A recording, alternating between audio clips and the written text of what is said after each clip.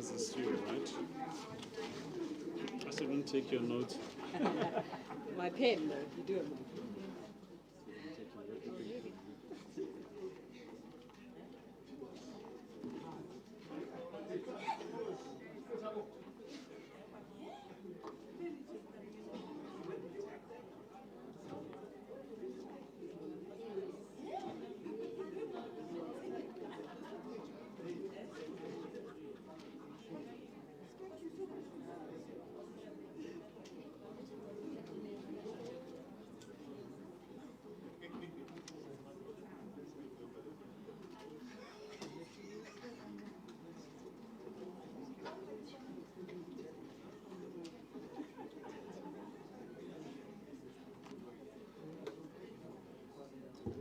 All right, I'm going to ask for everybody to kindly take their seats. Those that need to be seated, if you want to remain standing, please do so as we're about to start this program. Colleagues in the media, invited guests, I welcome you today to this press conference called by a network of civil society groups through an invitation extended to Mayor Ria Ledwaba to talk about the future of football in South Africa. So these civil society groups, who will explain themselves a little bit later on because I'm not their spokesperson, so they'll do that job, have called us here today to also demonstrate, intentionally so, their support as for Ria Ledwaba as a nominated candidate for the SAFA presidency. My name is Faith Mangope, and I'll be taking you through this program this afternoon. What I'm going to kindly request of you is that you please hold your questions until later. We will allow for you to take all your questions, and hopefully we get to go through this program quite seamlessly.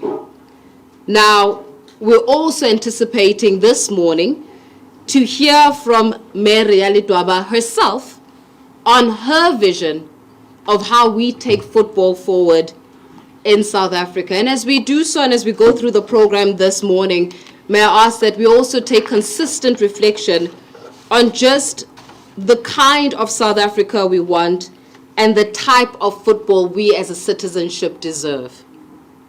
Now, I must point to you, as today is the what of May? Everybody gets to speak. What day is it today? Oh, you got to be a little bit louder if I'm going to be hosting you this morning. We're not depressed. We're quite cheerful people. What day is it today, ladies and gentlemen? It is indeed the 10th of May. Now, I must point to the significance of the 10th of May because the 10th of May is quite significant in our history because this is the day that the late Nelson Mandela was inaugurated as South Africa's first black president. If you didn't know, yes, you can actually clap. I quite aptly think that this deserves a mention given where we are this morning and given the significance of such a day. Now, as we're about to commence, I would ask that we start off the proceedings for this conference this morning with a prayer. And with that, I'm going to request Pastor Pindi Matebula just to come up and bless and open up this proceeding for us. Pastor, thank you so much. Good morning. Good morning. Let's pray. Father, we just want to thank you. We thank you for your grace. We thank you for your presence in this place. Thy word declares you are God who knows the end from the beginning. You knew, O God, that this day on the 10th of May will be gathered in such a fashion. We therefore count ourselves blessed to be part of the history that is unfolding before our very eyes. Indeed, we are grateful for your mercies, even for the change that you are bringing. We believe, oh Father, that not only are we gathered here to hear Mama Ria as she's been nominated, oh God, but it is a matter of months, a matter of days, wherein we're going to celebrate the change that you are about to bring in our nation. This we prophesy and this we pray in the name of Jesus. And everybody said, amen and amen. God bless you. Thank you. Thank you very much, Pastor Pindi, for that moving prayer. Now, The individual who we're anticipating, whose arrival we're anticipating this morning, and that is Ria Ledwaba. We've been informed that she is indeed on her way. But before we go there, I would like us just to reflect on a moment about the woman that we're speaking about this morning. Who is exactly Ria Ledwaba? We've heard about her, we've seen her from time to time, but if I had to actually go and take you through a journey of her life, what would we say about her? Well, you are privileged enough to get to find that out firsthand this afternoon and in this course of the morning. But I'm going to start off just to give you a little bit of a snippet of the individual that we're speaking about this morning. If you would allow me just to shed some light in terms of her journey through this course. Ria Ledwaba is a mother of three, one boy and two girls.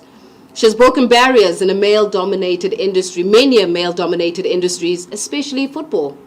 She's currently the CEO of Gree Products SA, the only Black woman importer of heating, ventilation and air conditioning, and the owner of Ifitlile Training Academy, training technicians in the refrigeration and air conditioners trade. She has been in football and in the football administration from 1988. She is SAFA's first female vice president. She is South Africa's Gallery of Legends chairperson. She was the first female to head the delegation in the AFCON qualifier match, which South Africa won against Nigeria in 2019. And for that, we shall pray always.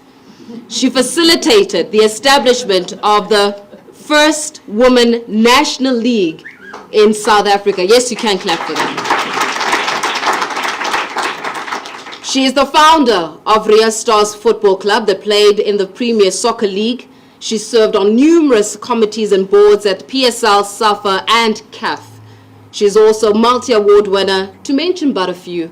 Excellence Award by Limpopo Sports, Arts and Culture, that was in 2019. Lifetime Achiever Award by Gauteng Sports, Arts and Recreation, that was in 2019.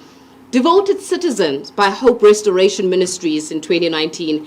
And she continues to serve the country in the following leadership roles, currently serving as CAF and FIFA Match Commissioner, serving as the Deputy Chair of COSAFA Women's Committee, currently serving as a member of EPG on Transformation, and also serving as Deputy Chair. Ladies and gentlemen, I think it goes without saying that this morning we are gathered to witness a servant.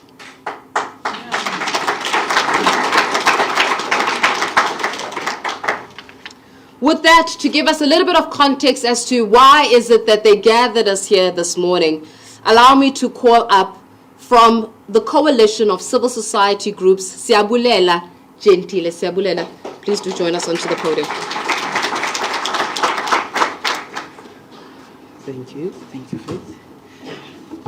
Faith. Good morning, still morning. I almost said greetings to you and your listeners. Not yet. Thank you for having me. But thank you so much, Program Director, members of the media, our esteemed guests, panelists, members of different groupings and the House at large. I thank you. I wish to thank you so much for joining us this morning. And please do consider yourselves saluted. My name is indeed Siyabulela Gentile. I stand before you this morning representing a coalition of civil society organizations, not only as the president of the Not In My Name organization. And for the sake of clarity, by the way, quickly, we need to first define what civil society means. And it refers to the community of citizens which are linked together by common good or common interest and collective activity. So this can be NGOs, it can be charity organizations, professional associations, faith-based organizations, your churches, or foundations and charity groupings like that.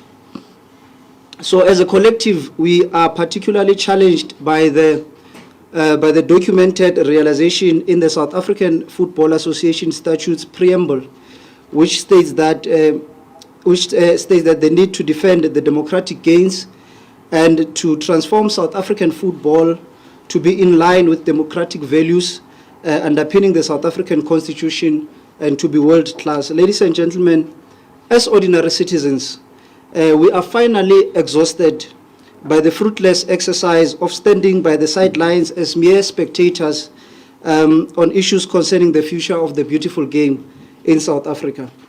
We created this platform this morning to register our collective voice to the general public discourse on the future of South African football. The aim and objective of the South African Football Association, as documented in its statutes, states that it is to carry on the public benefit activity of administering, developing, coordinating, as well as promoting the game of football in which participants take part in accordance with the principles as laid out in the statutes of FIFA.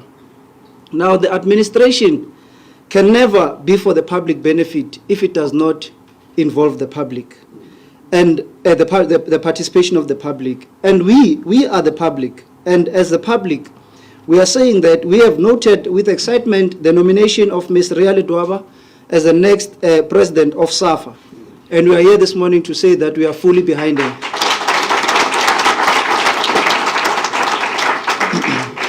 In fact, this is why we have requested her to join us this morning to highlight her vision for the association and the general development of sports and football in particular in South Africa. And I know I echo the sentiments of many millions of South Africans when I say it is time for transformation. The millions of South Africans who use their last monies to fill up our stadiums every weekend, who pay television subscriptions in order to watch their favorite teams play, the millions of South Africans who have and continue to invest time, money, and resources into the development of young and upcoming footballers, millions of South Africans who fill up our streets in celebration when their team of their choice has won a match, who, regardless of many disappointments, continue to support and rally behind Bafana Bafana, who, regardless of little to no recognition from the association itself, continue to support and rally behind Banyana Banyana. These are the South Africans that I speak of, the South Africans who cry tears of despair in moments of loss and tears of joy in moments of victory, all in the name of the beautiful game. They are the public. We are the public. And in conclusion, I wish to make a clarion call to all forward-thinking and progressive South Africans who can hear the sound of my voice. South African football does not belong to individuals. South African football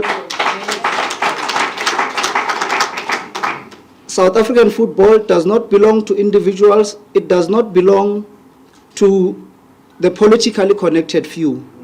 It belongs to all South Africans. It belongs to all of us as the public, all members of the Republic of South Africa. So let us all stand up and be active participants in the defense of democratic gains and be ground agents of transformation of the South African football. I thank you.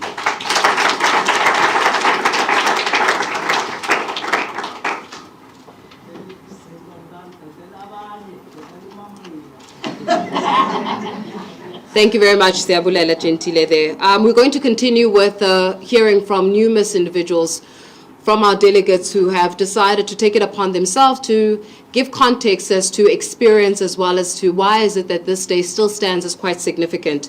These are messages of support from various individuals and then the various different sporting codes and fraternities as well as civil society organizations. And ladies and gentlemen, we're going to continue with such a light. And I'm going to ask right now the President of Netball South Africa, President Cecilia Molokwane, just to speak about exactly what does it take, though, to be president? Being president is not just a title, is it? It's not a glamorous code. It's not a glamorous undertaking. It's one that involves a lot of introspection, reflection, as well as wisdom. We speak about being president, but do we actually know what it takes to be president? Please, Ms. Molokwane, take the platform.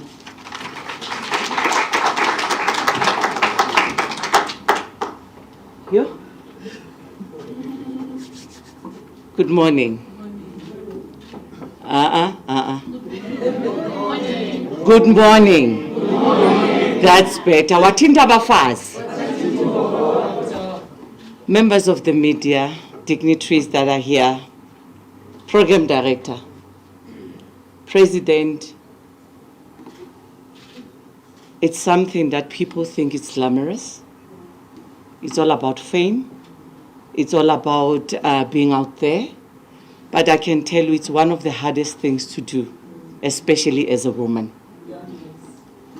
And today, as I stand here to come and support one of our own, a woman by the name of Mama Ria, as I passionately call her, I stand firm and bold to say it's time for change.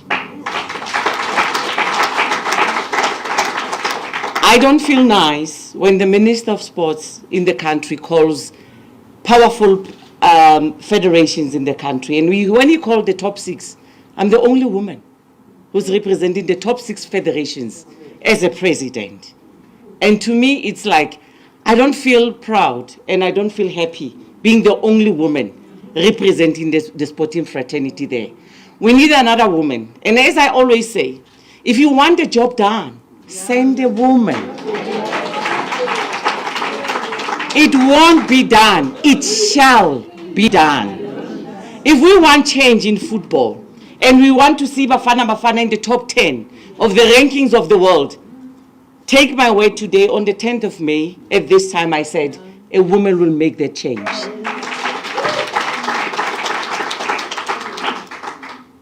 She's going to have challenges. Men are going to say, this is my space. This is where I want to be. Who are you as a woman to want to take up my space and to say, in our dominating sport, I can do better?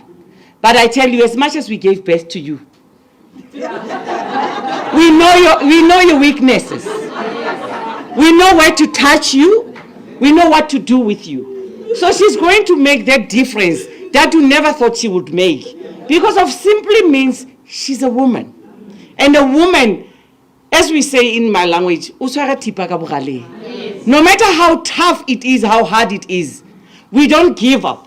Because we know that as women, the passion that is within us drives us to want to do better and drives us to want to change the narratives.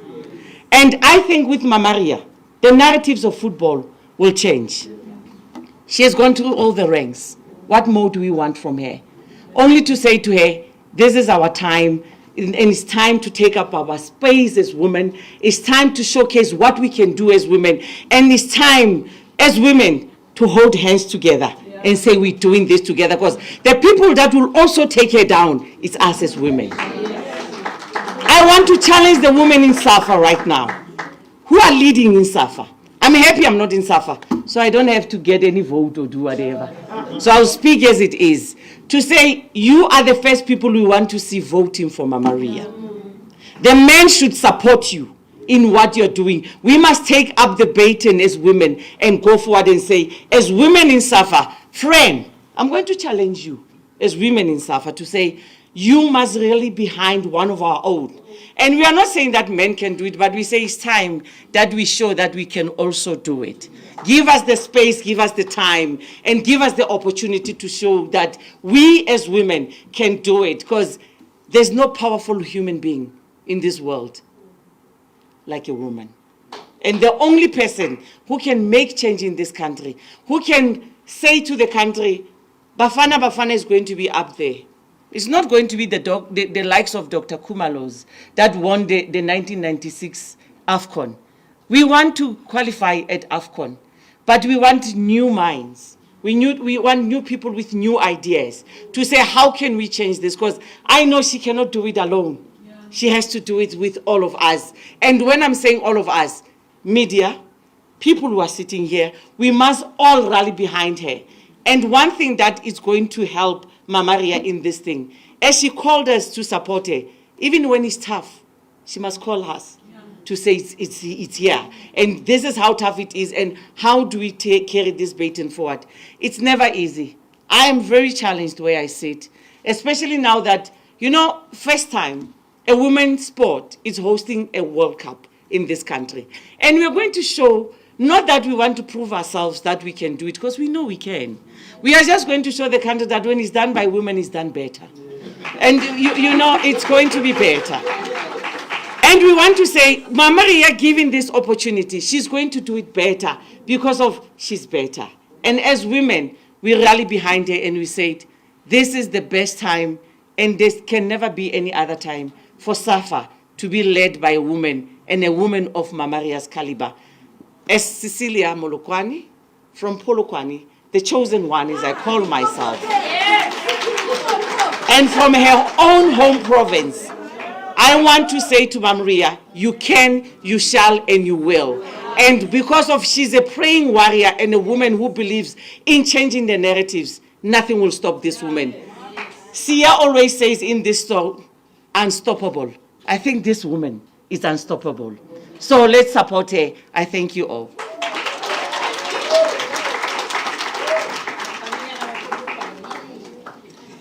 Thank you very much for those words, Madam President. And we're going to continue within the same vein. You know, as you were speaking, you reflected on the how part. Because in often cases, it's about the stature, it's about the glory of it, but we don't necessarily speak about how. How do we run this administration? How do you run this administration with ethics, with integrity, with grace, when you happen to be a woman? So in other words, you lead, you just happen to be a woman in leadership. Within that vein, allow me to call upon Dambi Rabele, who's going to expound on that very same notion about the how element, the administration element. The chairperson and founder of the South African Women in Sport Foundation, also serving in Cricket South Africa's glorious Sport for Good. Mabravele, the podium is yours.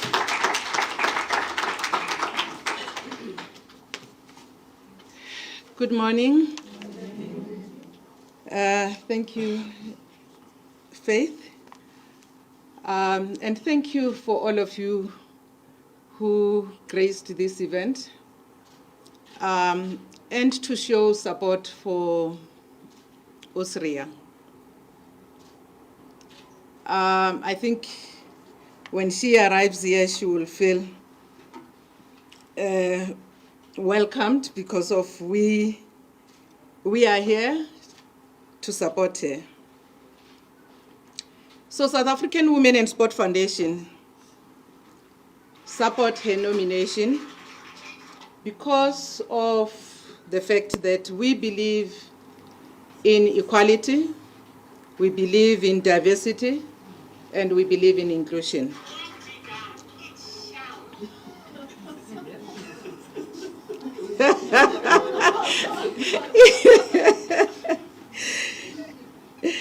But SAWAF's, it's about standards. We don't just support a woman because she's a woman to tick the boxes. We support women of substance, women of quality, of integrity, and women who can do it. Our support for Mama Ria is because of her track record. And I think Sia covered that very well. And also Faith covered it very well. Her capacity, her capabilities, because she is ready to take the position. Because she understands football very well. And she even understands problems within football and how to resolve them.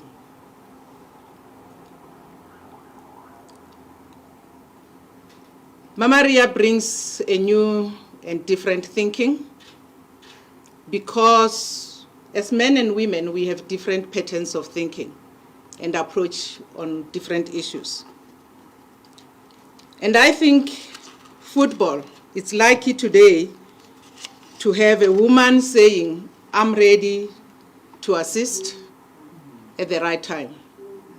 And I think football needs her now than before. SAFA had great potential to lead football in this continent, a very big potential. And unfortunately, we couldn't and we didn't take that opportunity. But with her leadership, I think we can achieve that. And I think most of us believe that. It is high time that we bring a woman to lead and to bring new ways of approaching challenges in football. And also, Ria, we wish you success in your campaign and elections. To SAFA regions and all members of SAFA who would have a voting power, we encourage you to vote for Ria and to vote for change.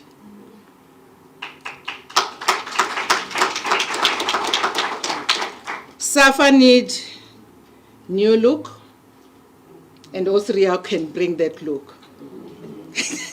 and SAFA needs new approach.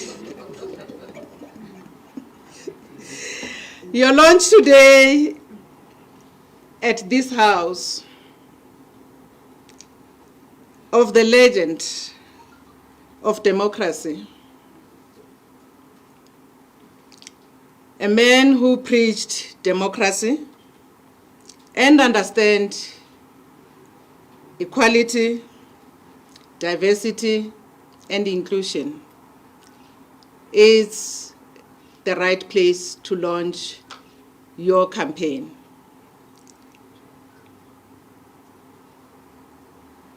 One thing that SAWAFs would expect from Ria, and that's the reason why I keep on repeating these three words, is for Ria to bring equality, to bring diversity in football, and to bring in inclusion. And with all of those things being achieved under her leadership, we would be happy as SAWAFs.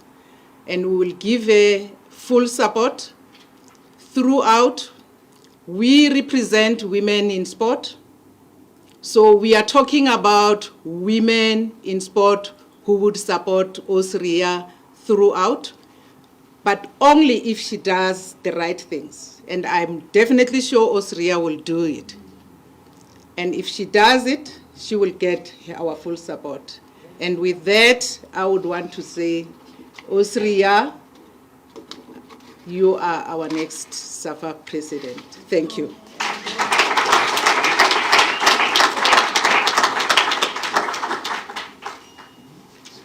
Thank you very much for that one, Merabele. I think more than anything else I want to pick up from the words that you've just mentioned is that we, as a South African Woman in Sports Foundation, will support her if she does the right things. That's when she will get that support, because it speaks extensively to accountability.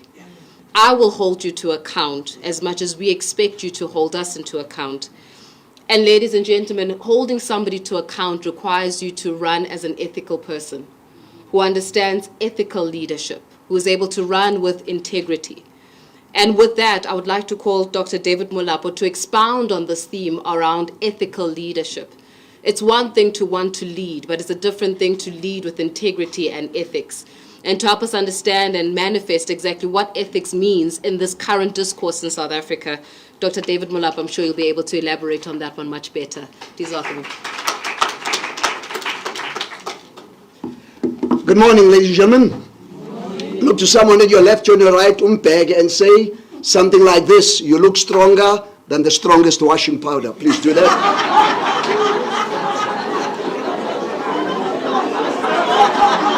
Thank you. I always say that when I see Ria, you look stronger than, you may not feel like it, but you look stronger than it. It's by faith, Pastor Akir. It is true that the just shall live by faith. We walk by faith. Let's give our program director a wonderful round of applause. Thank you, Faith. On success there. To the dignitaries, to the people in the media, ladies and gentlemen, thank you so much for this wonderful opportunity.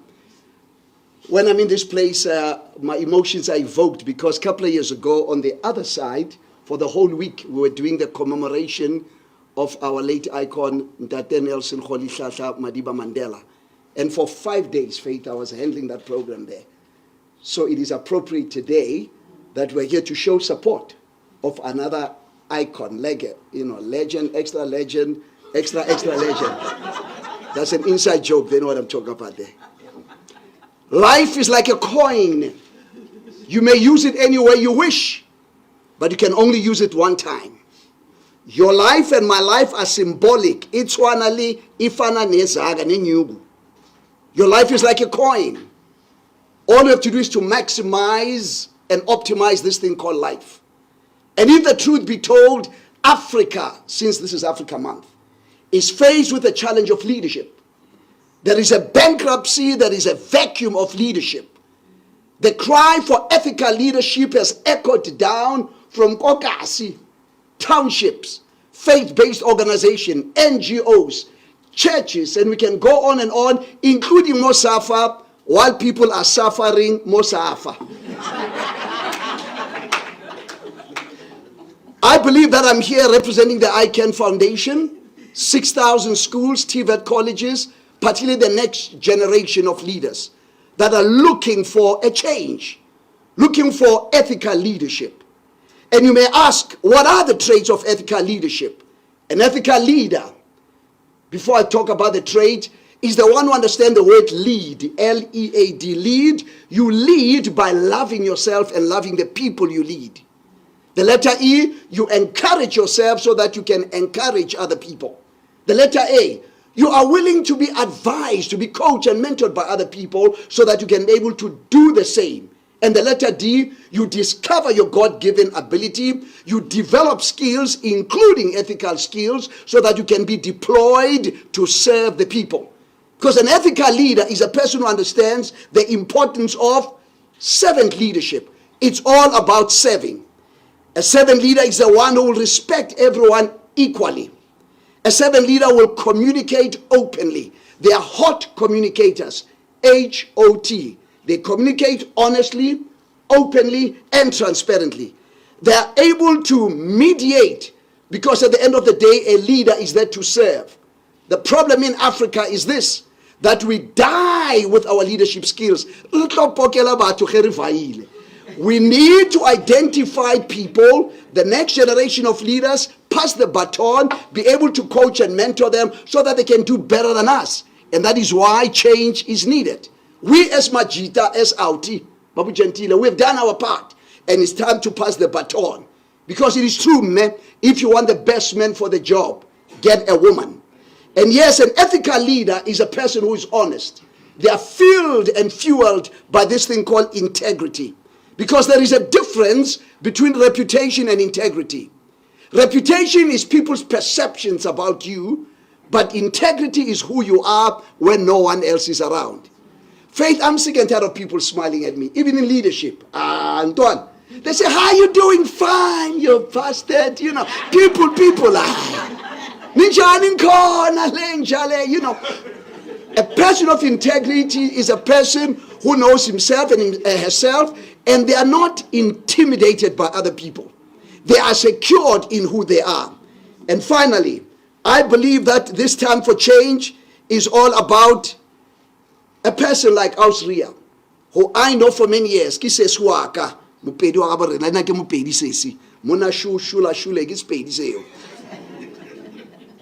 I believe an ethical leader must have these 7 traits. They must commit to create a great experience for others. We cannot, not in my name, have majority of the people being women and still Amajita running everything. Something is not right. Number 2, an ethical person is the person who will watch over, not hover, not control, not having this what I call the Boer Wors role mentality. The Boer Wors role mentality is this idea that I get all I can all I get, I sit on my can. An ethical leader is there to give. They watch over, they don't hover. They inquire, they understand, they connect. They don't intrude or dominate. They always involve and include people. And I believe it is a skill that women, by God's grace, have been given. So, in conclusion, it is true that we need ethical leadership. Is it easy? No, it's not easy. That is why people like us will continue to pray for us, Ria. Coach, mentor, do whatever we need to do, as we're already doing. So let's give her a chance. Let's support her. Let's pray for her. Because life is like a coin. You may use it any way you wish, but you can only use it one time. Upila guy one. Kinako segunjalo for women to take over. God bless.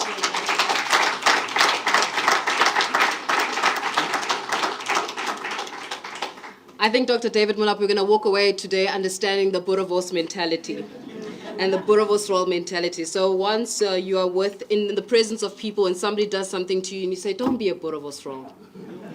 That is exactly what's going to happen. With that, I'd like us to take a moment where we get insight from those that are within the football fraternity. Those who understand the game, know how it's played, not only that, have got experience in being able to say, I want a leader who can lead like this. Because I face the daily realities of being someone within this fraternity. So this morning, we called upon the legends themselves. We have the legend in the form of Portia Modise, and then we've got Legend Plus in the form of Dr. Kumai. So before I go to the legend, let me go to the Legend Plus. Dr. Kumalo, come and expound a little bit on this, on the experience. Yo. Legend. Plus. Who? No. Extra. Not plus. Hey, Doc, that was powerful. Yo. But anyway, thanks for the opportunity and good morning to the members of the media, distinguished guests, program director. I know probably some of the media guys, they think I just want to be like Samuel Eto'o, but that's not the case. I'm standing before you guys as an individual that has a concern about our game, how things have been supposed to be unfolding in football. I've served this game for years as an individual that comes from dusty streets of Soweto, and I've been through informal and formal coaching, not knowing that one day Prashik Mashaba will invite me to be part of the NSL 11. As you all know, that I was not part of the first national team that was selected by the late, may his soul rest in peace, Jeff Butler. But I am proud to say, Prashik, thanks very much for giving me the opportunity, you and Terry Payne, because I don't think the late understood what I was made of.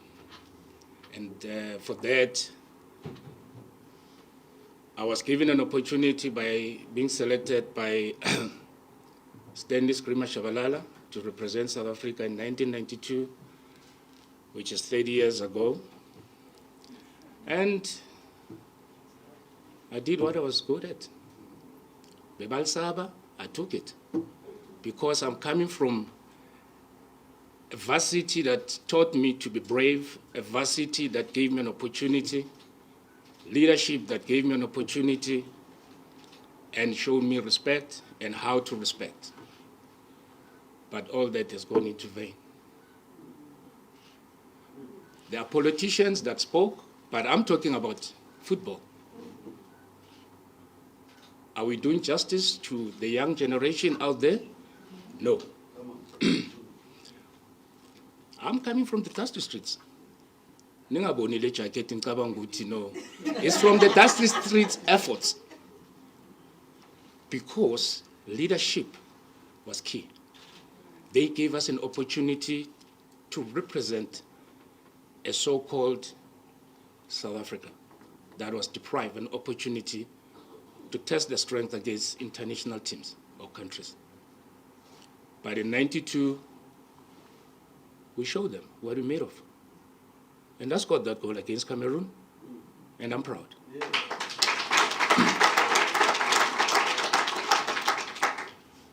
What I want to see happening is change, whether it's the current structure or the future structure. Whether President Deni keeps his job, his position, it's fine. But until when? Eh? 3 terms in. Oh.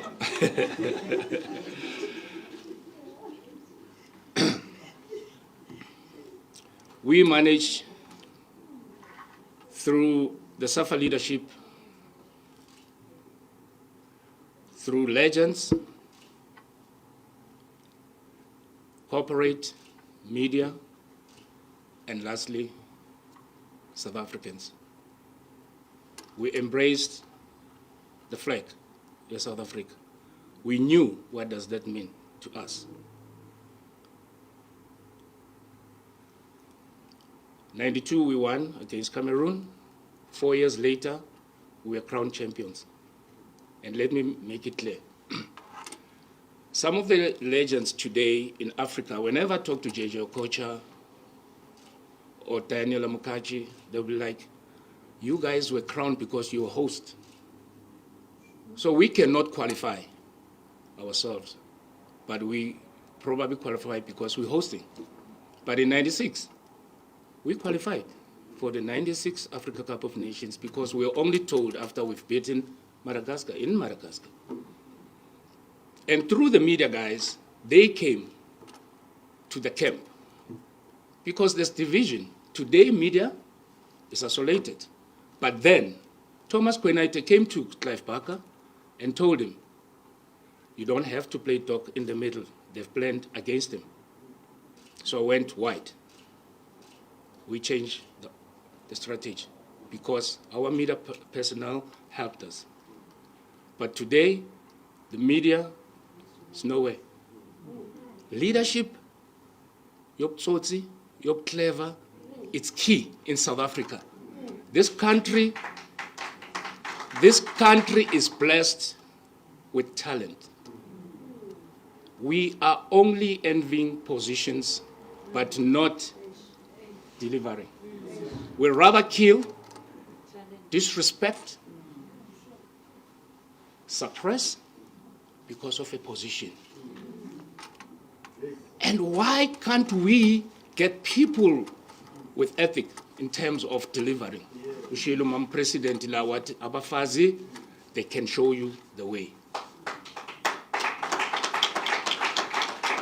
And don't get me wrong, I'll still maintain, whether it's a current structure or the new structure, we'll only support people that will bring change in our game. Change where regions are being supported, not suppressed. Development, grassroots, supported, not suppressed. Education in terms of coaches, given proper structures, facilities, because what is happening in the township, if you have a Maserati, you can coach a team. But we expect Bafana to be in Qatar. How possible is that? We have, for those who don't understand, in South Africa, all our accolades, whatever we have achieved, is because of our own coaches. Brashakes, remember the first coach to qualify the under-23s for Olympics? Yeah. Clive Parker, 1996, and he took us where? To the World Cup. Jomo Sono, 2002. Trot Muloto, and what did we do? We only suppressed Pito because we thought he was a failure. But it took Senegal 8 years to believe in Cissé, and today he's the champion. Why can't we why can't we believe in our own? Is it because of poor leadership? Then there should be a change. then there should be a change. But believe it or not, this country, it's a country of champions. We cannot afford to be saying, Fish, Lucas, Doctor, wow, 96. It's 26 years ago. Nothing has happened. We only strive not to win, now to qualify. This is our goal as a country. He used to say to us, they might be playing in bigger leagues. They might be earning a lot of money.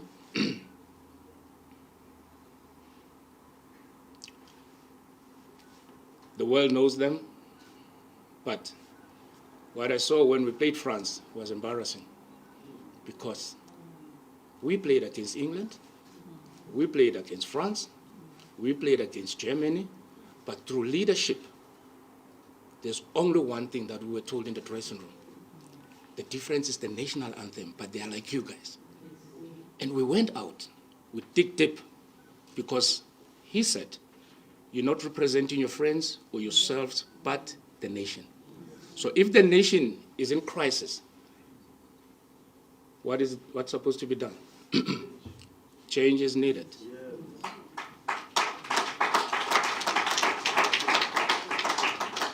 Change is needed because he said it. May his soul rest in peace. So, if it happens that there should be change and the new structure takes over, please do not disrespect or disregard the efforts of the custodian of football in this country. Why can't we use our own, the likes of Prasheks, Skrima Shabalala, Clive Barker, Jomo Sono, and the list is endless, to say serve in this committee for you to guide anybody that comes in. We have a current coach now that I respect. Why is it that he can't meet his colleagues in the PSL? Because there's no leadership. There's no cohesion. Why Clive managed to talk to all the coaches? Why did Prasheks manage to talk to all the coaches when he was a coach? Our own national team coach, there are certain things he can't do. He comes into the country, you can't take away or shy away about what Sundowns is doing. The best team ever. They've got the best players ever. How do you go and play a serious match and sacrifice South Africans, not the national team? And you leave out players that I strongly believe would have made a difference. Because there is no way Ethan Brook could play away against Ghana and give us results. Whereas Andy Lechal is out there, experienced player. But with the help of legends, masters, it would have been a difference. It would have made a difference. But I had an interview that happened last week. And legends were lambasted. Just because Lucas said he wants to serve. Is there anything wrong with it? Should he go to the structures down there to dirty his hands? But do you guys know that when we played in DRC, we had to live 5 days with Coke and bread only because we couldn't eat their food? Is that not sacrifice? So why can't we be part of the structure? Why can't the Prasheks can't be the part of the structure? How do you expect football to be better in South Africa if the people who walk the path are not part of it?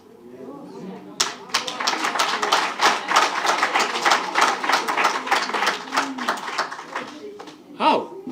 How are you in your right frame of mind lambast a legend that is been respected in England.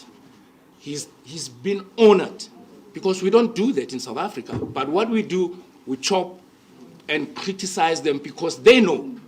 They know how to do it and when to do it and why to do it.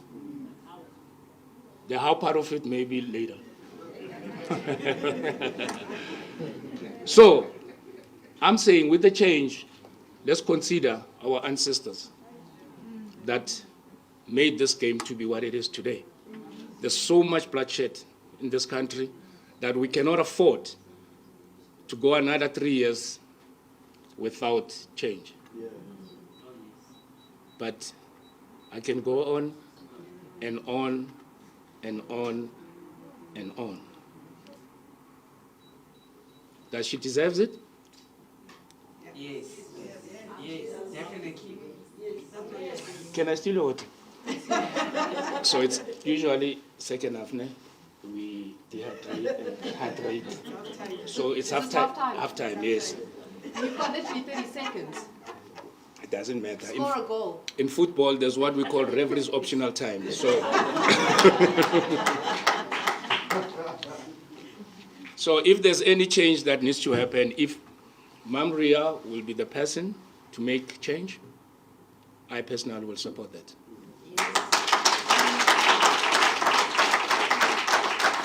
But only if all the coaches that I've mentioned, they are in the structure. It's time we need to have our own people that they put structure in South Africa. If Brad Stan will be sitting a benching and saying to me, Doggy, Angena go boy. It's the language I understand. I don't have an interpreter with those in. No. So when you come today, hey, Evan Brook, now we have changed the formation, now we're playing from transition. It's true, because one of the players from one of the big teams didn't understand what is transition. So it's very key we remain and understand the culture. What is South Africa made of? So South Africa is made of people who were bleeding, basweta, and fought and made it right. So my pugile, asilungisen. And I would like to say again, SAFA, do not distance yourself from the media. Because personally, I've experienced in terms of how they will help. Because we need them. And thank you guys for attending.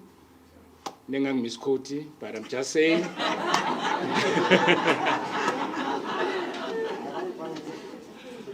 I'm just saying, for the sake, not of the game only, but the custodian of football, we need change. Thank you.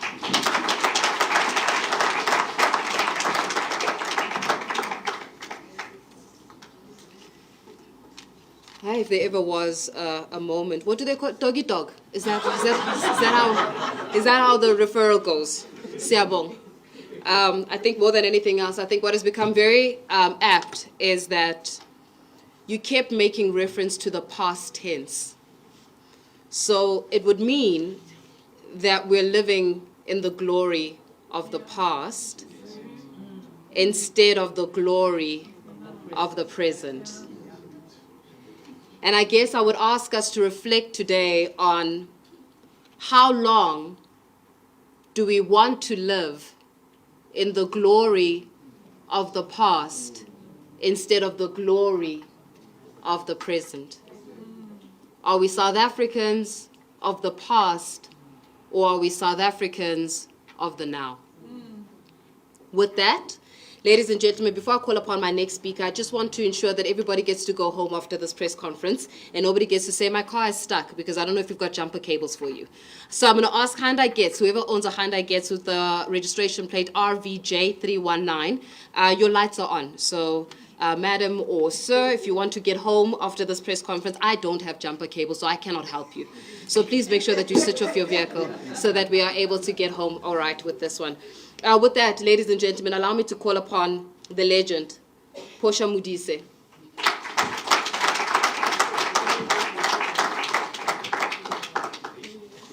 Sanbonan, good morning. Ninjan. You know, I'm sitting there, I'm listening everyone. Oya Kumsha is taking English. I'm taking it back. I'm taking it back. You know why I'm here today? I'm here to support Mama Ria. You know, I grew up in front of Mama Ria. I think I was 12 to 11 when I started to play for a national team. She was like a mother to me, an enemy to me. Woo! I will fight with Mama Ria, I will fight with friend. Mamela, I was born to be a leader. I knew that. Which I was born to be a leader. I was so brave in the young age. But I was Coach Shakes, but I was strong. But this girl from Soweto, yeah, it's very stubborn. I was very stubborn because I grew up playing with boys. I used to be a star. I used to shine playing with boys. For me, it was all about football. It was never about the gender. It was never about the gender.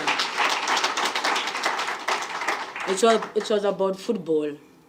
So when I started to play for a national team, me playing Nabo Gifty Leremi, playing Nabo Litsunyana in my development space, in the dusty street of football, challenge, I'm one pal. Then I start to see these guys making it. I knew which I was good more than them. Then I'm like, I need to make it too. Then I start to enter in a women's football like, yeah, that was a nightmare. I didn't enjoy my football. The only thing I enjoyed was politics.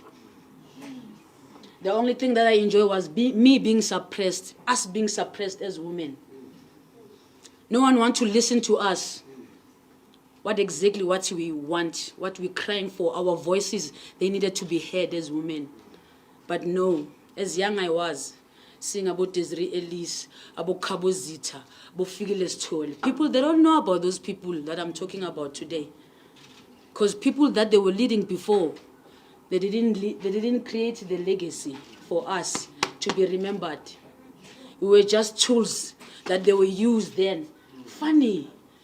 We were such a nice tools, yeah?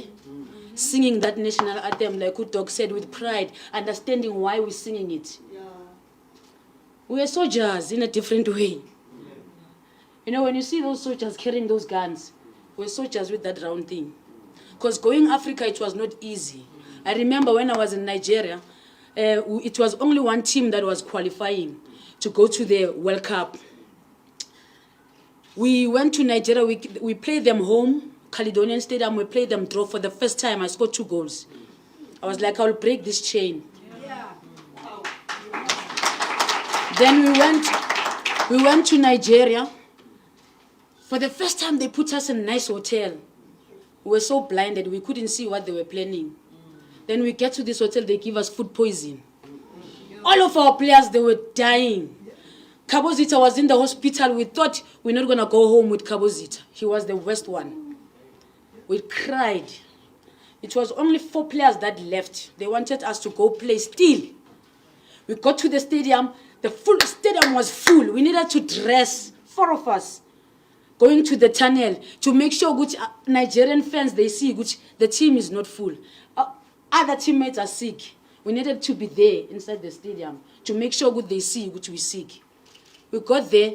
It was not easy to come out. We nearly died. We cried. We cried for help, for SAFA. Help. No one cared. No one even talked about our story. They hide it under the table. There was Portia complaining, shut up, boy, shut up. Because when you know why you didn't go to school, but forgetting why I didn't go to school. They used me, singing that national anthem, scoring those goals. You know, I have 15 years in my career in football. 15. Probably there's a university needs to give me a what do you call it?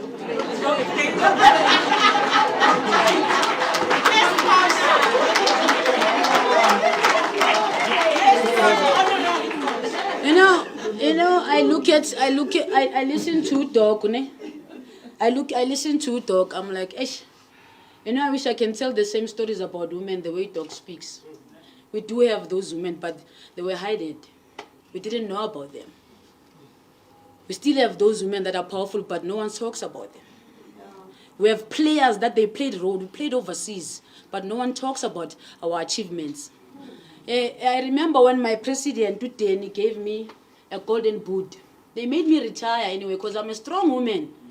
I'm like, Usisri, I'm very strong. That is why I will fight with him, with her. Because I was strong while I was still young. I remember when they made me retire, because I was very vocal. We need a gender equality. We need to be paid the same. I'm getting 400, I'm playing for a national team. I'm getting 3.5 for my game. I don't even have a signing on fee coming to the camp. About talk, they'll tell you we have 50,000. Where? 50,000, that time I'm living in the shack. Scoring those goals, being the top goal scorer in Africa, I'm living in the shack. No one cares. The only thing they want to see is me coming to that national team. Then at the end of the day, they abuse me. Because I don't even have a freedom. I'm being suppressed. This is me who want to play football. Sometimes I have to sacrifice myself because I really want to play. Because I know if I can talk too much tomorrow, they will call me in the national team. Because you know what I said? I said, give me the proper national tracksuit. Stop giving me Doc's national tracksuit. They will give me Doc a tracksuit, then I have to sew that tracksuit. Where's my tracksuit? I can't share. I'll share tights. I'll share sport bra. Who does that? That's excessive when you speak. People say, "Oh, poshu kuluma cool." You know why you'll say people I talk too much? Because you've never been in my shoes. You never experienced what I've experienced. You know, I fought with these women because I could see they could lead, but they were hiding themselves. They were still begging something, I don't know what. And I will say to them, you know, you will say, you know, Posh, it's always easy to fight inside, not outside, but you've been inside. There's nothing is happening. Now you outside even worse. But you didn't fight while you were inside. So you're telling me to wait until to be, who's going to put me inside when you didn't recognize me while you were there? As a woman. As a woman. Who's going to put me there if when as a woman didn't recognize me? And you didn't empower me. Instead what you saw is a problem child. So, I'm saying, Sister Ria, I'm glad Guti today you saw my vision. I'm glad. I once said, I wish I could be a president. It's just that these people, they made it difficult for footballers. They want these studies that we didn't go. Yeah, nobody wants to run the space. They don't even have certificates. They didn't even run in school. They didn't even participate to any sports. But us footballers, we're sitting outside. That is why this football is going to go down in the drain. And I hear people say, well, women's football is improving. With what? Tracksuits? For you giving us tracksuits, it's improving. Do you know these players where they sleep? You know after camp, we go to North and take a taxi. After me scoring goals, I can't even walk from the stadium. People want to take photos. People want interviews. But you know the trauma that I have when I go back home. After showering, using a bath, I need to use a Vasco, dude. There's no transaction in my life. But you know why? I'm singing that national anthem with pride, making people proud. When they see me, it's about, where did you give me? You know, when I won this poster of the year, I couldn't even go celebrate. You know what I was thinking? Which if I'm going to lose this shirt, I'm going to start to build myself a house. While these people wanted to go, for me to go being out there and celebrate, I couldn't go. I was like, I'm done. Finally, I will have a proper house. While I was scoring goals, no one wanted to think. As this player, scoring goals, singing that national anthem for us with pride, maybe we need to check where it comes from. Where we need to check, I will sleep without 18 because they will never pay us within 6 months. No one cared. Instead, what they see is this child that is complaining. So this is me. I was asking with the same children that I see growing up. They will experience the very same thing that I've experienced. The same depression. that I went through.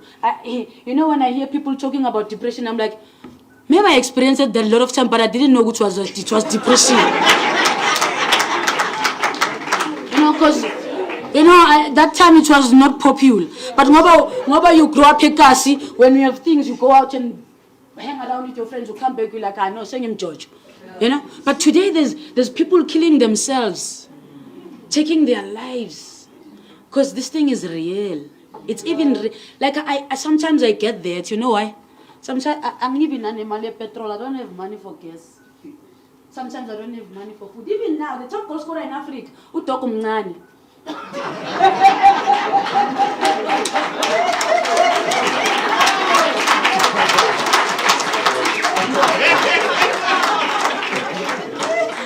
So I'll say, I remember when I scored the beautiful goal in London. I remember now, Mumbus, Coach Shakes. We were playing a German. Mumbus, Atembus. We used to call each other Mbus. Atembus is Zwagala. He's Atembus.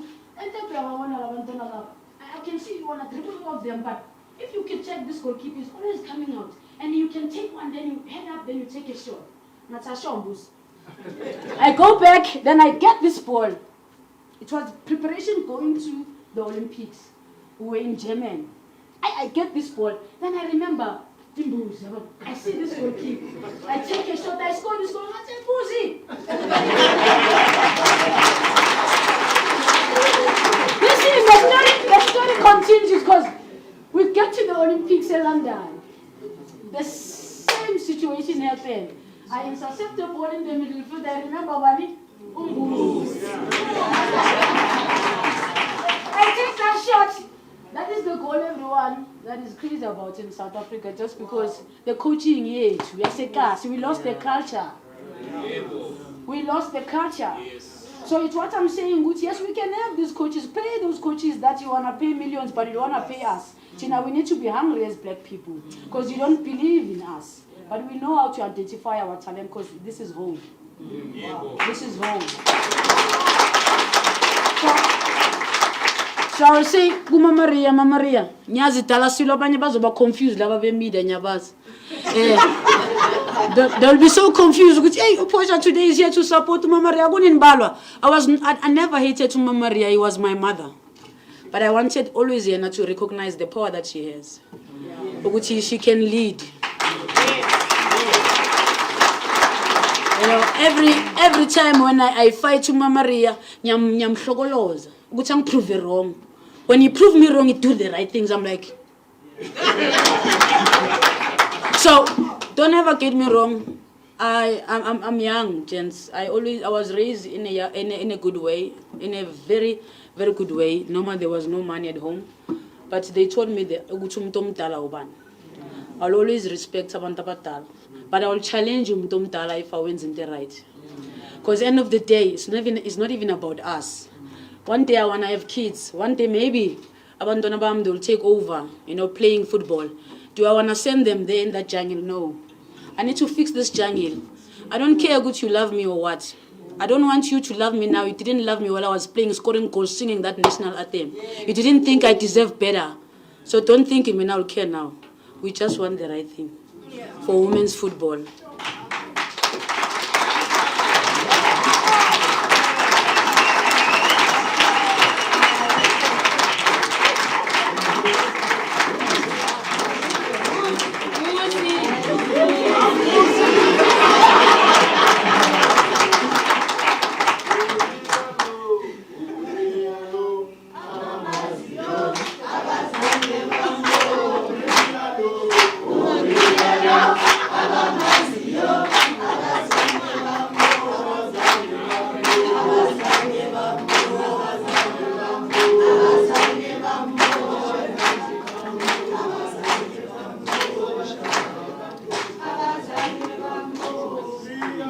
Ladies and gentlemen, I'm just going to ask for your attention at this moment. I think you can even see that my facial structure has changed a little bit, but I've been tasked to bring you this message, which will be further elaborated on by the legal representative of Ria Ledwaba. that she will indeed not be attending this morning. And the reason why she will not be attending this morning is because I'm sure many of you members of the media, you've all are witness and you've all heard. From what we understand, and of course, I see Luruma is there, is that she has been threatened with expulsion.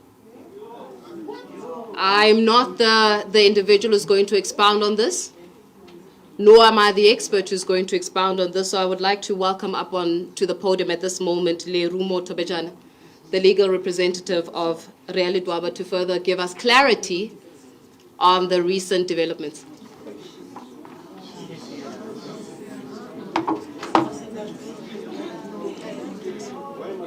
Ladies and gentlemen, members of the media, my name is indeed Leruma Emmanuel Tobejani. I'm here as the attorney and legal representative of Mrs. Ria Ledwaba. It is true that since Friday afternoon the 6th, she received a circular, the effect of which was to prohibit her from holding any press conference.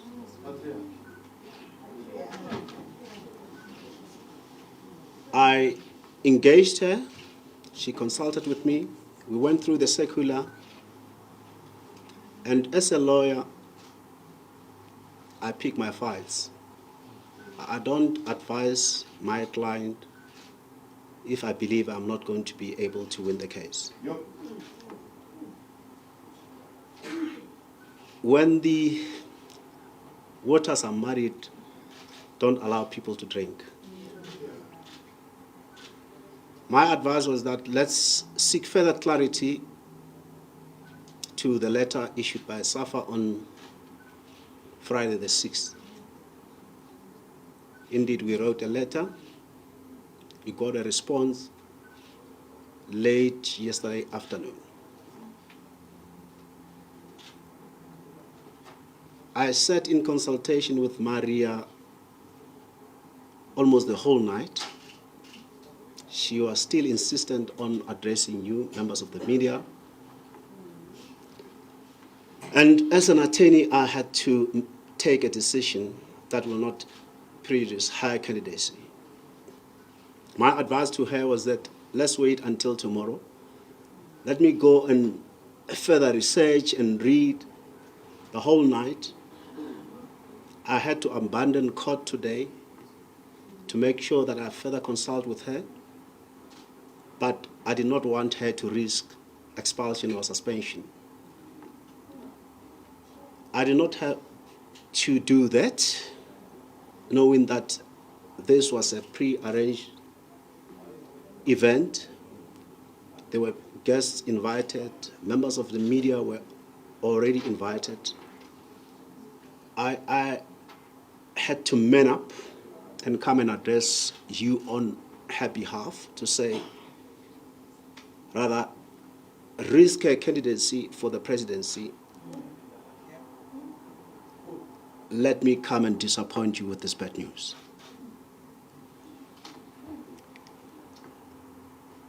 I think we're at the best center for addressing you, the Nelson Mandela Foundation. I don't have to narrate the story of Nelson Mandela to you. You all know. If you are born to be a leader, and if you are going to one day lead SAFA, that's going to happen, no matter what.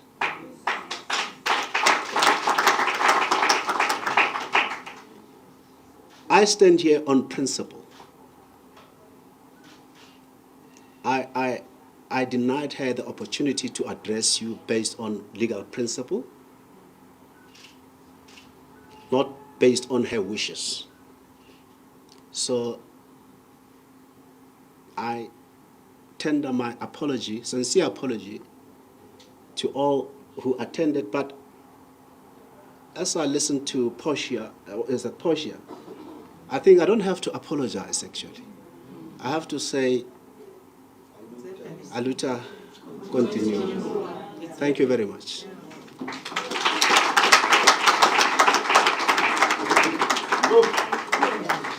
Mr. Tobejan, I will just implore you not to go too far, because I can imagine at this time you've got lots of questions that will be coming in, and we want to be able to give everybody an opportunity to get some of those questions asked. I'll be facilitating that part of the discussion. And I do see at the back of me, and allow me to put you on the spot, Mr. Mumble, simply because I have spotted you.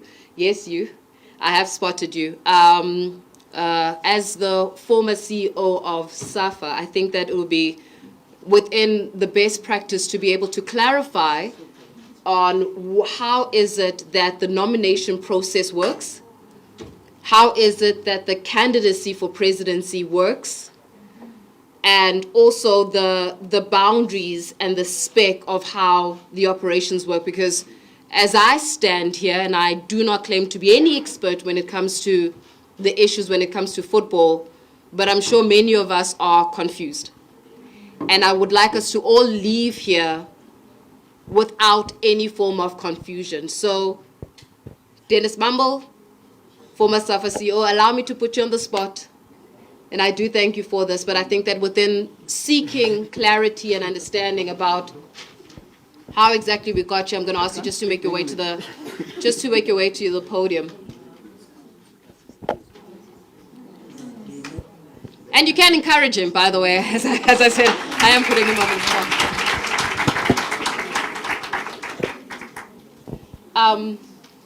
Yeah, you're even welcome to take on the podium. I think more than anything else, it's just around clarity around how does this actually work, and how is it that we've come to this understanding. I was not anticipating the legal representative, no offense.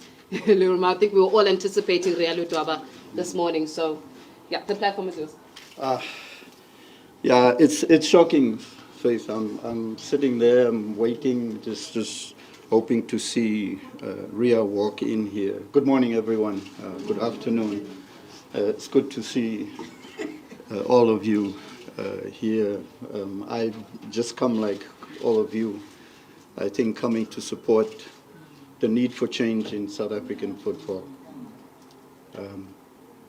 I get emotional listening to Portia, because I think we didn't do right. Yeah. But let me not go into detail on that. I want to use a football analogy. You know, when you as a player run onto that field, you know what predominates there. You know what you need to do there. You know the laws of the game says to the referee what the offside rule is. You know the size of the field, you know the size of the goalposts. And that's all done before you enter that field. The scene is set for you to run and go and play. On top of that, you also have the competition rules. And those competition rules say, okay, for all of those teams that play, if there are two teams that are tied at the end of at the end of that round of the competition, or at the end of this competition, the winner will be declared by way of goal difference and then other criteria. What I'm driving at here is the fact that the rules are set long before you enter the game, long before you run onto the pitch.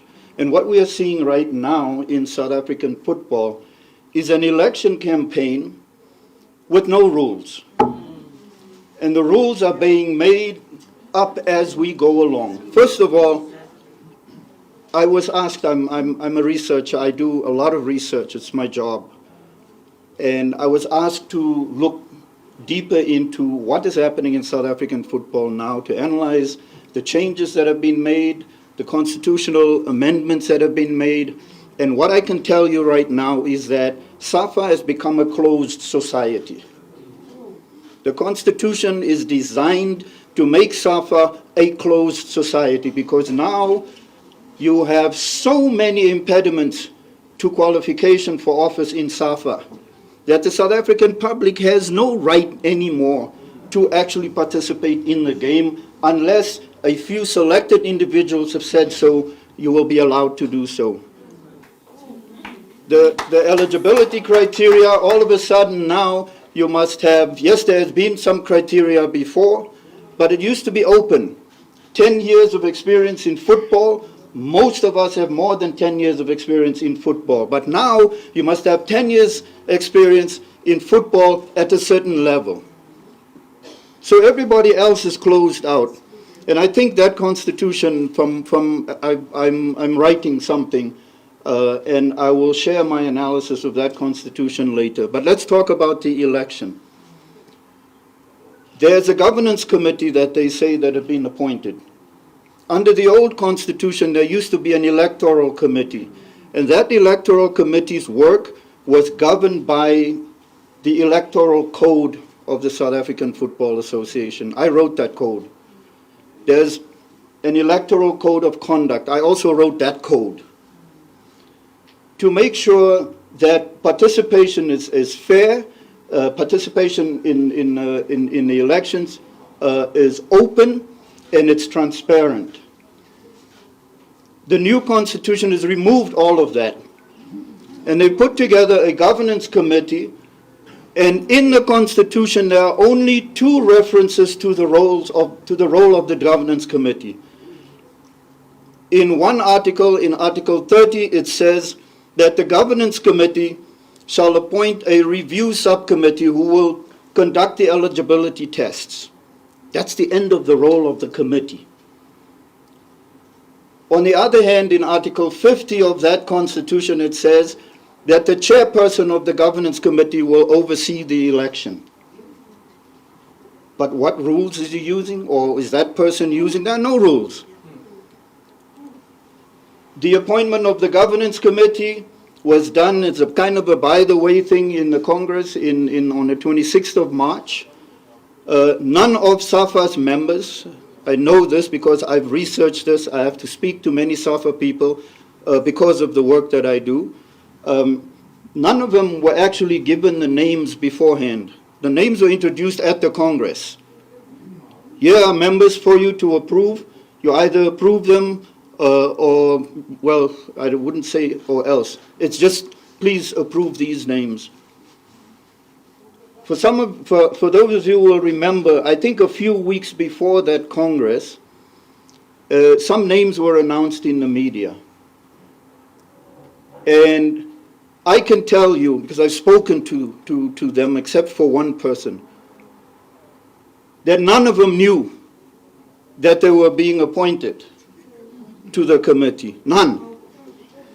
They didn't know. Their names were put in the paper, but they didn't know. 2 of them declined after that saga. So already there we start with a handicap. The people who are supposed to oversee the election themselves are now being questioned as a result of that mess. Then we see new names coming in that I know, because I speak to the regents in SAFA. It's part of my job. I'm writing a book. And what I heard from them is that we did not know about these names, or we did not discuss these names in the meeting.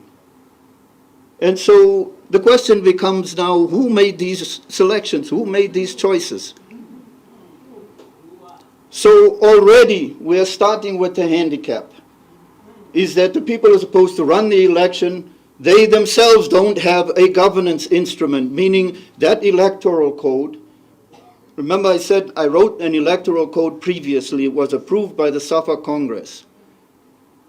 At least that electoral code has been removed from the Constitution. It's never been rescinded by Congress, meaning that it's still valid. But I don't know whether that governance committee knows that it's still valid. So then you have a scenario where you see a memorandum that comes and says, listen, you can't do that. You can't do this. Who made that rule? Because it doesn't exist. I can tell you it doesn't exist. I know word for word what is in that electoral code. And whoever issued the letter doesn't have the authority to issue that letter in the first place. When you talk about sports law, that's my line. It's what I do nowadays. For those of you, I've been out of football for 4 years now almost. And, well, not out of football, I've been out of SAFA for almost 4 years. But what I do professionally is to do research on the rules of football. And what I can tell you in terms of the global sports law and in terms of just sports case law in South Africa, Council, they don't have the authority to do what they have done in that letter. Nobody has that authority. First of all, the General Secretariat of the Association does not have the authority to decide on matters of competence. The matter of competence here is who governs this election, and it's only the first instance body with the competence to decide that can take such a decision. That memo says to me that that didn't come from a committee, it came from an individual, and an individual that doesn't have the authority to do so. So there is no longer any governance rules that are visible to the candidates who participate, who are supposed to participate in this election process. So nobody knows what the rules are. So what we see is the rules are being made up as we go along. And then people have to pay the price. Mr. Tobajane has to leave. You said that you're supposed to be in court today? Yes. He has to leave his court cases to come and deal with something for which people don't have the authority to do so. So, Doc, this thing of people talking about, you know, no Lucas Khadebe and the legends don't belong in football, I don't understand that part of it. Because the very people who are saying it have themselves not done anything in the regions. They themselves have not been there. They've not played football at the level that you played. I wonder if they've even played football. I'm serious. Because for those who are actually talking about this, they're the very ones who are saying, who themselves have not come from the structures that you come from. Yes, you can come from a university, but you know what better university is there than the University of Football? Who says that you don't know the game enough for you to be able to participate at the level that you need to participate? We train coaches, we train referees, we train administrators. Why can the legends not be trained? Bring them into the structure, and then if you say they are not qualified, train them. You have a responsibility to train them. So what I'm saying is that, you know, rules are being made up as we go along. We don't know the rules up front. We don't know what it is that we are faced with here. And so the candidates who are part of this process are being handicapped because the people who are making up the rules, I can tell you now, are candidates themselves, hoping to get other candidates and keep them out. That's what we are facing in South African football, and that is the reason why we have to fight this thing. Thank you.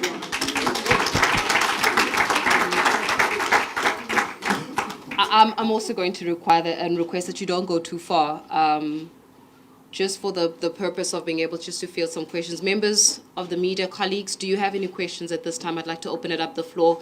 I'm going to ask that we keep it as brief as possible, just given in light of the recent developments as well. And I'm going to request Mr. Mumble, as well as with you, Mr. Tovejane, to be able to field some of those questions. So just raise your hand, and then I'll literally do a count, and we'll be able to just get those questions out. So 1, gentleman there with the green, 2. So you'll be my 2, 3, then in red, 4, and then 5. Okay, we start with that for in the beginning, just for the first round of questions. Let's go to 1. Thank you. Thanks, Mr. Mumble. Thanks. I just want to ask that from what we just heard, you're actually confirming that the play field is not level in terms of where we are going to. So the question is that, it means that as a civil society who support Mamria and fairness, we could actually take SAFA to court to interdict them, to actually make sure that the rules suit everybody, and therefore we can have a credible election and an outcome. So what you just said, actually, you've put the spanner in the works, and if Mamria does not win, then hell is going to break loose. God forbid. Okay, that was more of a statement than a question. Let's go to 2. 2. It's the gentleman at the back, Mama. Thank you. It's Tsepo Tobani from ENCA. To both the lawyer and Mr. Mumble, please explain to us, because now everything seems to be confusing now, especially with regards to when you are voted to be a candidate for a presidency. What goes into this? Into that? Who votes for you? Number 2, we were told about a governing committee. Do you think that the governing committee is fair since it was appointed by SAFA? And then to the lawyer, what is the next step from here? And what are the implications? Because what we know currently is that Mam Ria was not supposed to be holding a press conference. From your side, what is the next step moving forward to ensure that at least there's fairness in this whole process? Thank you. Thank you very much. Do you have that? Do you need to answer specifically, or can I get through the 5 questions? Are we comfortable with that? Okay, you get it. Okay, let's start off with you. I'll answer the last question. I'll leave the rest for Mr. Mumble. Thank you very much. Regarding the way forward, I think in my statement I said you wait for the right moment to go to court. You don't go to court willy-nilly when you don't have a solid case. In short, there will be the right moment when we'll approach court. But at this stage, the time is not ripe for that. I hope I answered you. Mr. Mumble. Yeah, I can talk about the fairness question. Chapo, I think that's your question. No, I don't think this is fair, as I've said, for the reasons that I've mentioned before, that it cannot be fair. And even the structure of the governance committee, they'll probably take me to court after I say this, because you have 5 members that have been announced. The one has been an advisor to one of the candidates for the last 8 years. How fair can that be? The other one worked for one of the candidates before. How fair can that be? Under the old electoral code, or let me not say the old, because it's still valid. Under the electoral code of SAFA, as we speak, it's still valid. Under that electoral code, no government official could serve on an election panel in football. That's a FIFA instruction. It's still valid, because FIFA still insists no government official must be involved in a football structure, especially when it comes to overseeing elections. But we have a government official sitting on that body. Why? And has he been told that there is such a prohibition from FIFA, not from anywhere else, from FIFA, that says you may not serve on an electoral structure of a football association if you're a government official? That's from the SAFA electoral code. And so now you must ask the question, how fair is this election going to be being run by people who shouldn't be there in the first place, who are aligned with a particular candidate? So, yes, in terms of fairness, no, I don't see this election going to be fair. First of all, there are no rules, and then the deck is stacked against anybody else who may want to run because of the associations, which I think are not correct. It doesn't denote to me a sufficient independence from those in power for them to be able to render a proper oversight over the election process. So it can't be fair. All right, then let me go to the back there as well. Let's just get the microphone to the back very quickly. Is there a microphone on the other side? Okay, we'll start here, then we'll go to you. Good afternoon, Kuma from NEFSA. So I just wanted to ask, it's actually not even a question, it's more like a statement. Are we trying to say that in football, especially South Africa, the succession plan is just a myth? All right.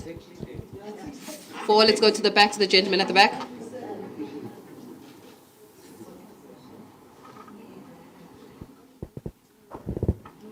Good afternoon, Benjamin from Newsroom Africa.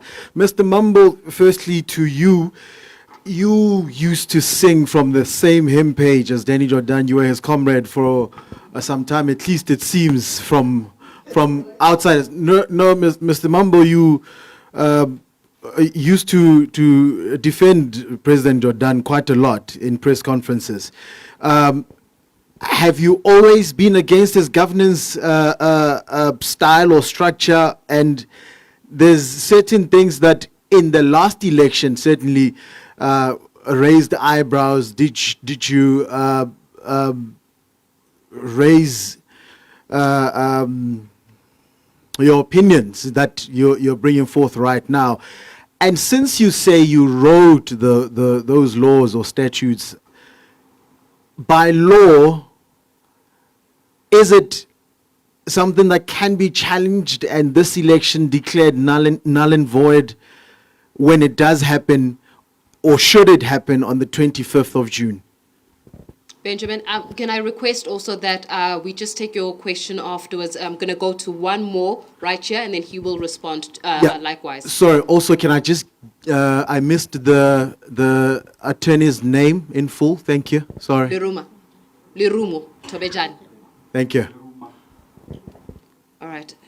Let's go to five. Let's get the microphone right here. To Mama here.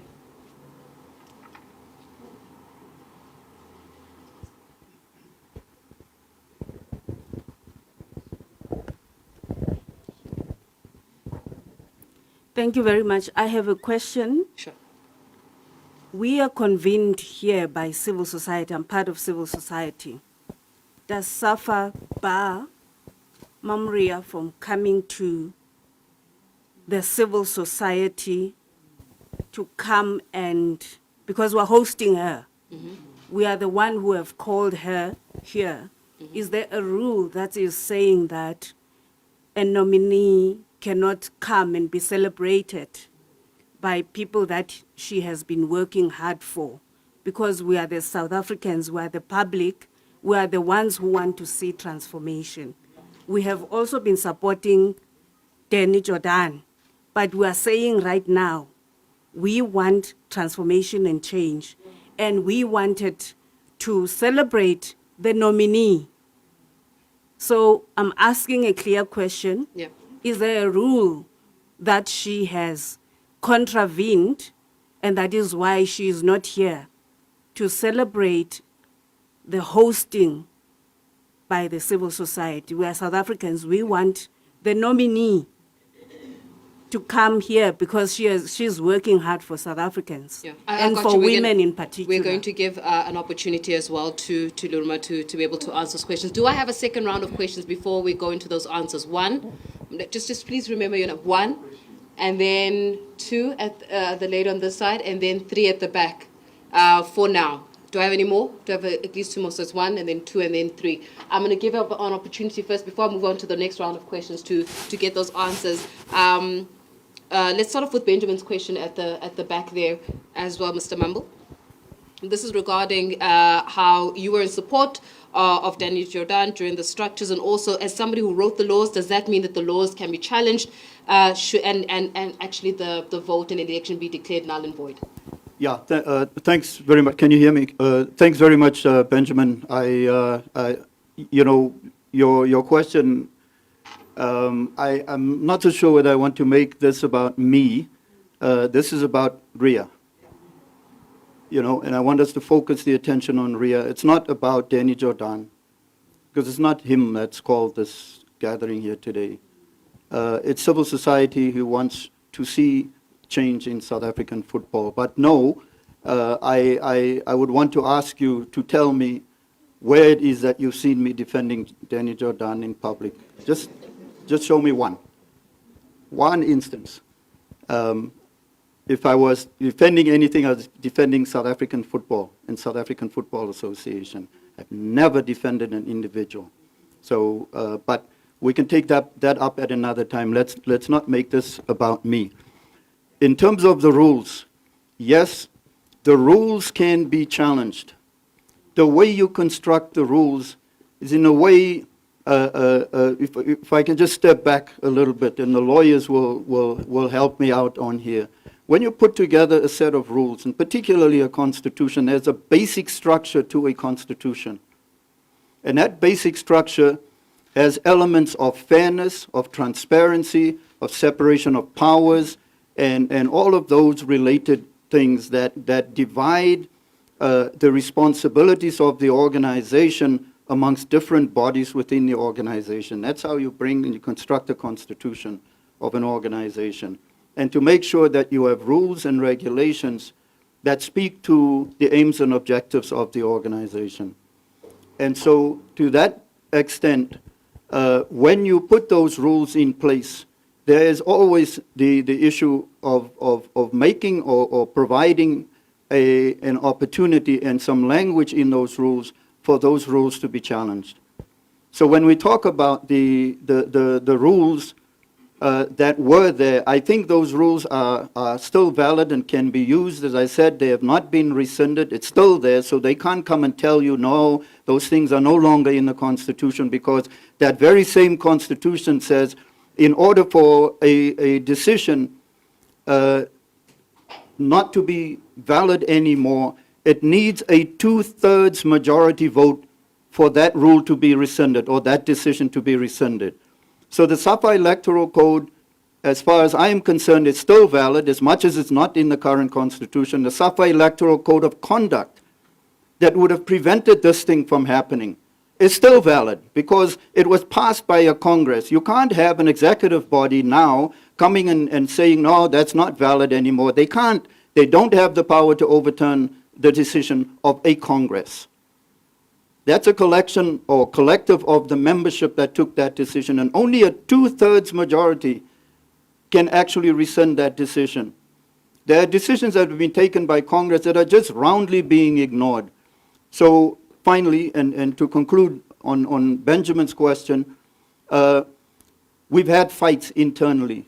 It's the reason why I'm not in a South African Football Association today, is because of those fights, because sometimes you can't continue to fight internally, Portia. You have to fight from outside. It becomes impossible. And if you've read my report, 2 years later, not a single item of my report has been addressed within SAFA. I'm still waiting. But the time is going to come when that has to be dealt with as well. I have written an extensive report about the problems that we faced. And no, in 2018, the reason why I left in 2018 was specifically because there were things that I was asked to do in that election which I refused to do. And Ace Noble will tell you. Because you can't go around threatening everybody in the world who criticize the South African Football Association, threatening them with discipline and expulsion. That's what happened with Ace. There are charges that have been leveled against Ace, or at least charges that have been drafted against Ace, which I refuse to put before a disciplinary committee because that's what I was asked to do. 31 or 32 charges. No, you must go and charge him. For what? For running as a presidential candidate? No. That's why I'm out of South African football. Thanks. I would like us to answer the question as raised by civil society, saying, what are the parameters? Because here, civil society has called a press conference to celebrate Ria Ledwaba's nomination for presidency, not her calling it herself.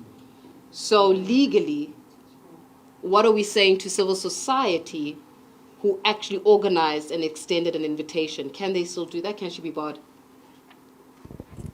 Well, let me explain myself thoroughly. I'm saying to Ria,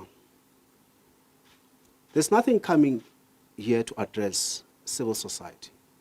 But the problem with that is that you'll be expelled. So I have to make a decision on her behalf. Do I go to fight her expulsion in court when other candidates are campaigning? Or do I allow her the space? I know she's not here. I know you would have liked her to be here. But in principle, I'm a lawyer. You are civil society. She has a right to be here. But me as a lawyer, I don't want to waste her time in court fighting her expulsion. I want her candidacy to be preserved. I want us to get through the question. Where is my, I've got the first round, there we go, 1, and then we're going to go to 2, and then we're going to go to 3 at the back. I also do see it, and we'll come to you as well. Let's just get the microphone very quickly, just for the sake of time, please. Yes. Okay. Velile from SABC Sport. Yes. Yes. I think my questions go to both Mr. Mumble and Mr. Tobejan. There are, I think, some contentious constitutional items that came from the latest Congress. One has got to do with the nomination process, and we believe that it also touches on the candidacy of Ria and also maybe other candidates as well. Are these part of the factors that you are looking at? I know that you will not let us in on your approach yet to what you're fighting towards these elections, because this one of appearance now, it just adds more to what has already been there. So is that one of the things you are looking at? And I also wanted to know from Mr. Mumble, because if this is going on like this, it could mean that there could possibly be only 1 or 2 candidates by the time we get to the elections. So are these the things that as you go to those elections you are also looking at? And also I had heard something about some of the points from this latest Congress that are being challenged, that also the date was just too soon, because when you look at it, if this is going to be only confirmed 2 weeks before, 14 days before the elections, it means that those approved candidates will only have 2 weeks to campaign, literally. So are those moves still there to challenge how soon the date of these elections has been decided, or you are continuing as it is? All right, I'm going to give an opportunity to both Dennis and Nuruma to answer this question, but I want us to get through some of those questions as well. 2, let's bring the microphone close here, and then we're going to go to 3. Hi, everybody. I represent civil society. My name is Olivia. I'm from Athletes Against Abuse. In all of this, a letter was written 5 days ago. Where is FIFA on all of this? Why are they so quiet? Okay, we'll get that question asked, and then let's go to the side there. We've got the 3. Yes, right here. Right here, ma'am. Thank you very much. I just want to make follow up on the commissioner's questions. The inclusions of women in the executive. How many women are there in the executive who are going to be part of the committee that will be running the elections? Secondly, patriarchy system and its management is all over in South Africa. And in South Africa, we have 1 constitution that address the issue of the imbalance of the past. I think as civil society structures here, we have a room for advocacy work. This is the start. I think what is happening to Ria is happening all over. Where a woman tries to stand up or rise, there will be such systems that block a woman. I'm saying to civil society, we must have a strategy when we come out from this gathering. It is not going to be a normal one. My name is Ndibuo Sikoba. I'm from South Africa NGO Coalition. I'm a mother of a #1 fan in Soweto who passed away last year, Ndabelisen Sikoba. Thank you. Thank you very much. I'd just like to clarify so that everybody can be also given an opportunity to engage with the legal representative, and allow me again to put you in the spot, Mr. Tobejane. If you are seeking more clarity on some of the item points that were mentioned, please take time after this press conference so that you can seek that better clarity. I think otherwise we will be here for the entire day, and I want us to be able to avoid that situation. But I would ask you, and I would implore you as well, Mr. Tobajan, to avail yourself, because you've certainly put a span in the works, so that we can get more clarity around how is it that motions can be done. That's fine. He's just told me about his schedule, but I will personally stand next to him so that members of the media, colleagues, you are able then to get just some item points, or even not, then arrange an interview with him. Is that okay? So we can clarify on some certain issues. But I would like us to start off with you, Mr. Mumble, a question that was raised from the back as well.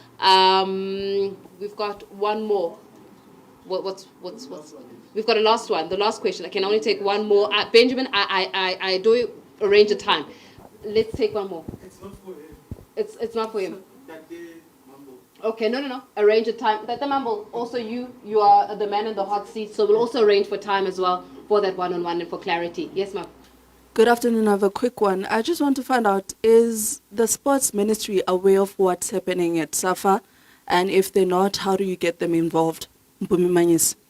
Thank you very much. Let's start off with the questions first. Let's start off with question one around the conditions of appointment, Congress details. Is it the date not too soon? Colleagues, I'm just going to ask for your attention at this point so that we can give all these questions that were posed a moment of respect. I promise you I will not keep you here too long, but let's allow every question that was posed by our colleagues to be answered and for clarity to be given as well. So let's start off with that. Mr. Mabul, I'm going to ask that Mr. Mabul will start off with, we kick off with that one. I need to address that. Was that Belile? Yes. Belile's question. Yeah. Yes. About the issues that you raised about the amendments and all those kind of things. The point is the following. You don't go to court if you don't have a course of action. And I don't want us to sit here and try to tell you that we are going to court, we are going to court, we are going to court. In principle, we are waiting for the right moment to take the right action. As for now, we want to preserve her candidacy. And whatever happens, we'll take it on at that time. For now, we don't know who's going to be the candidate because she has been nominated. She has accepted her nomination. The screening process is taking place somewhere else. They will publicize the names of those who have been scrutinized and are successful candidates for election. But that will be the moment when we take action or we don't take action, depending on the outcome. Yes.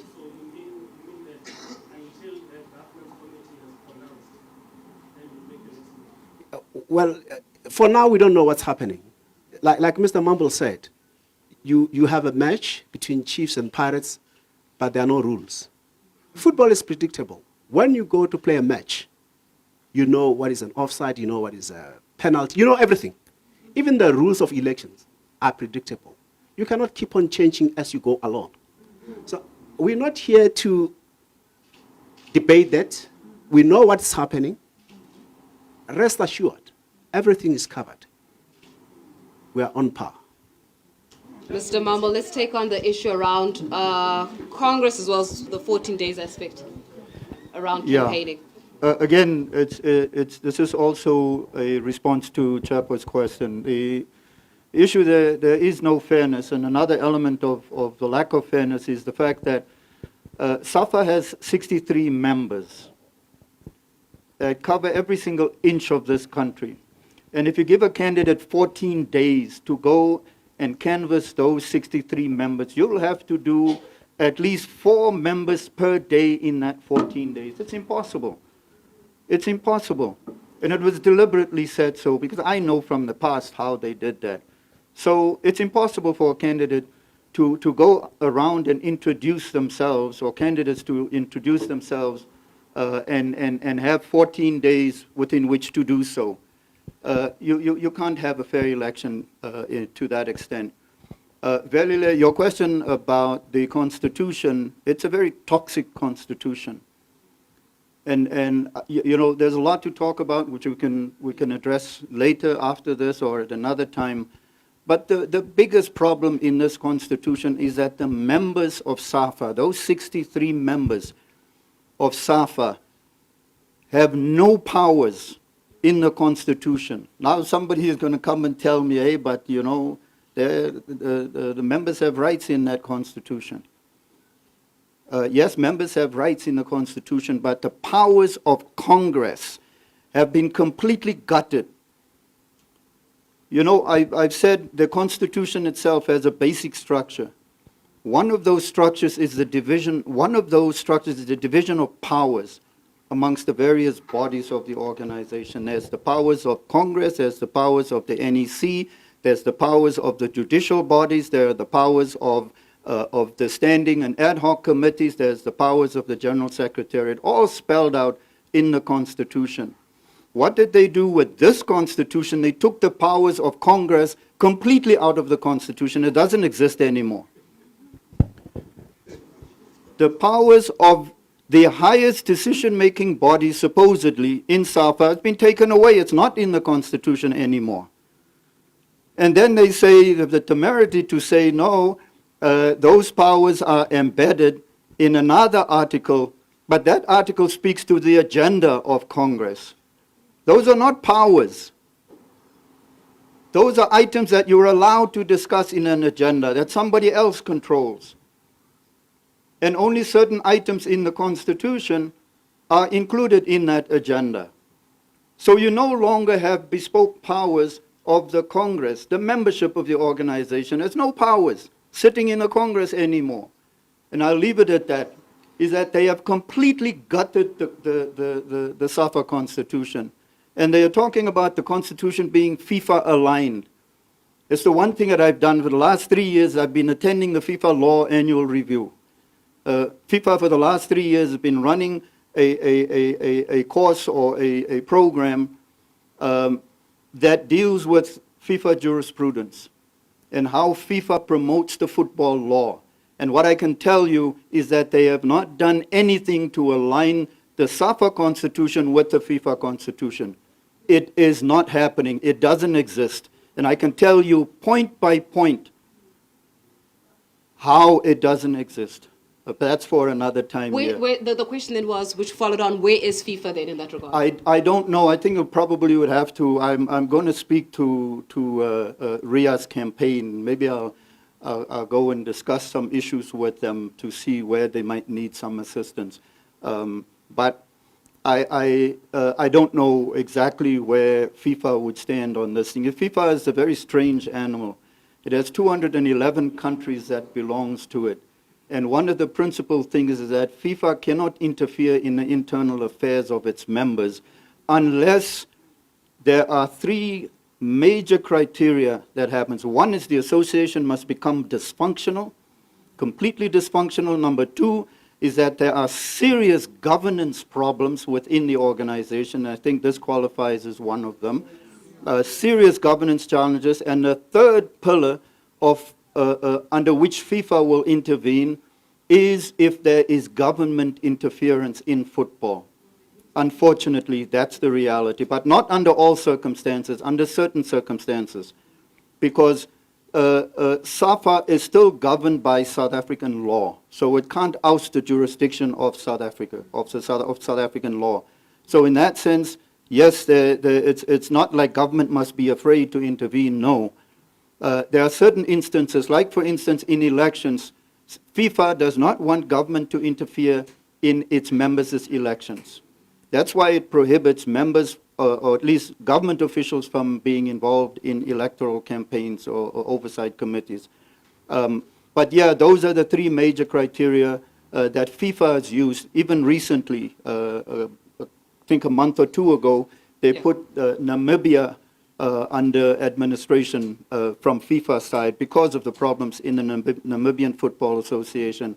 So those are the three things, but I think Ria's campaign is probably best placed, the best position to answer that. I will go and speak to them. A very quick question before you let go, I think it will be the final one, is where is the sports ministry in this regard?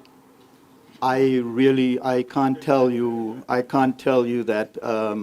I don't see it. I really don't see, any kind of engagement. I know the minister, about 2 years ago, the minister was talking about a football indaba. SAFA objected, and since then the Ministry of Sport has been quiet about that football indaba, but maybe it's time for that football indaba to come back. So I really can't tell you directly. I'm not in touch with anyone at the Department of Sport.